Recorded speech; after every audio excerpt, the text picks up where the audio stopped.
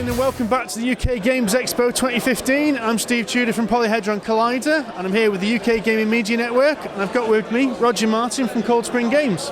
Hi. Good morning, Martin. Good morning. Roger. I've made the same mistake. Good morning, Roger. Coiledspring Games. Well, who are you? Well, we've been going for around about 10 years. We started with one game called Triole and another one called Catamino. And since then we've expanded and we've got over, I think, about 600 games, about 400 jigsaws and a range of soft toys. I think what we do is we work exclusively with certain key partners. So I think the ones that the guys in the would have heard of are people like Schwitzspieler from Germany and Hutter, and then you've got Gigamic from France, Game Night and ThinkFun from the States.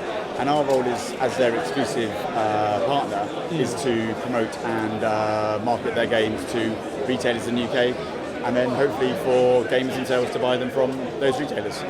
Okay. I understand you originally started off as a one-man operation, and it's grown quite a bit.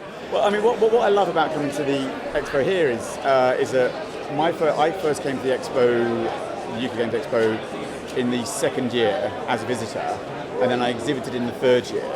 And every year we have taken more and more members of our team along because as we've grown, the expo's grown, and it's quite nice to see that sort of the growth. Not just, we've grown, it's great, but expo has grown as well alongside. So there's a kind of real affinity in that feeling. Because there's now from myself who in the very first year on the table and a couple of games out and was plugging away to having a very large stand, and sort of there's 15 members of the team here.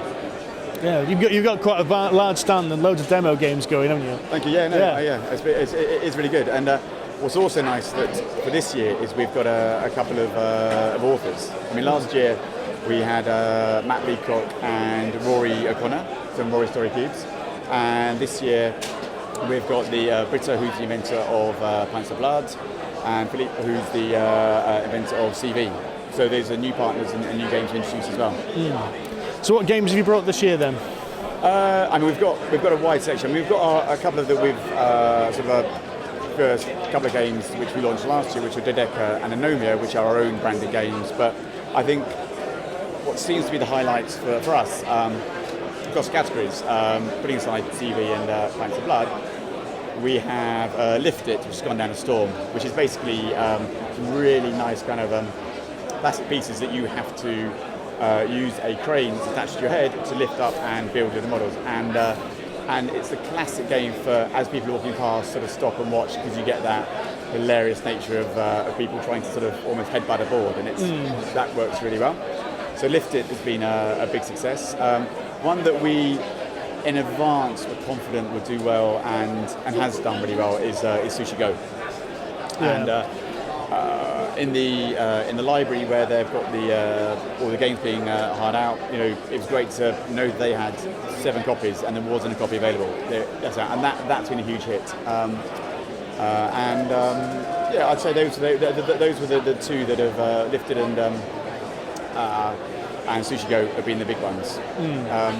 I think one thing for other people that we didn't quite have in time here that it's very exciting is there's a game that's been bubbling around that sort of people know of called Nefarious, which is by the same guy who does Dominion. And unfortunately we weren't able to get it here in time, but it's going to launch on the 1st of August. Okay.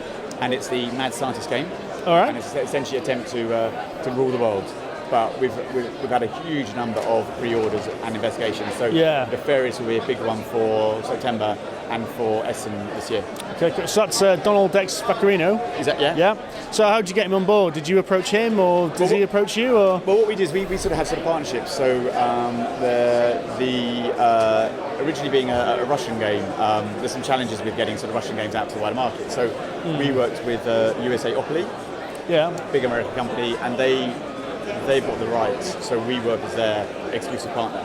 So what we tried to do is, because we're still growing, we don't have the resources to publish a game of that sort of complexity or size or the volume that you want to get. Because we like getting games in that we can retail for £20 or £25 rather than £35 or £40, because that's where we want to build the market. Yeah. So something like Nefarious, we needed to have a big partner like USopoly, USopoly, who could basically in the US market and do a 10, 15, 20,000 print run, of which we can take 5,000 to the UK. Right. And that way we can make games that would normally come to the UK at 30 or 35 or 40 pounds accessible to a wider market at 20 or 25, because we believe there is a interest in there, and the more people out playing those kind of games, the better it is for everyone around as well. Yeah. So is that the main kind of driver of what you pick as the games for Coiledspring? Because I've also noticed it's a very family-friendly kind of range of games. It's not the hardcore games that you get elsewhere in this expo. There seems to be this kind of family focus on it. Yeah, I mean, it might be something to do with my own personal attention span about sort of reading rules and trying to work through. But yeah, I mean, we like to have games that we sort of put in that sort of crossover area that that are engaging enough. Something like Forbidden Island, that are engaging enough to play with gamers, but equally people who aren't gamers, who are maybe are play a bit of Risk, maybe Monopoly. I played some games, and equally people who are familiar with more computer games, sort of things, and sit down and go, right, you would enjoy this, and you'll be able to learn it within 5 minutes without me having to go, oh, actually, by the way, I've forgotten to tell you that, which means you're all dead. Yes. So yeah, and I think that's that's my personal preference of playing games, and that's how we've got to with the company, really. Cool. So what are the plans for the future? You've already mentioned Nefarious. Any other big things on the horizon? Well, interesting enough, I'm off to Berlin this evening, because we have the Schmidt conference tomorrow and Tuesday, where we have the preview of the Schmidt SM releases, and the Try Magic Spieler, so the Cockroach Poker, that family, and the Magic Labyrinth family, and also some Hamsing's Look new products. So we'll get to see all those over the next couple of days. And then Shigemitsu are coming over to show us about their launches at the end of June. So this is the time when we sort of get the sneak previews of what's going to be big in October. But I mean, what I'd encourage everyone to do, if they can, is come along to Essen and then tour the stands and have a look at what's there, because there's some really good, exciting stuff coming through that we'll be able to talk more about in the autumn. Cool. We look forward to seeing it in Essen then. Excellent. Okay. Oh yeah. Thanks very much. Well, thanks very much for your time. Cheers, then. And have a good rest of the expo. Okay. Thank you. Cheers.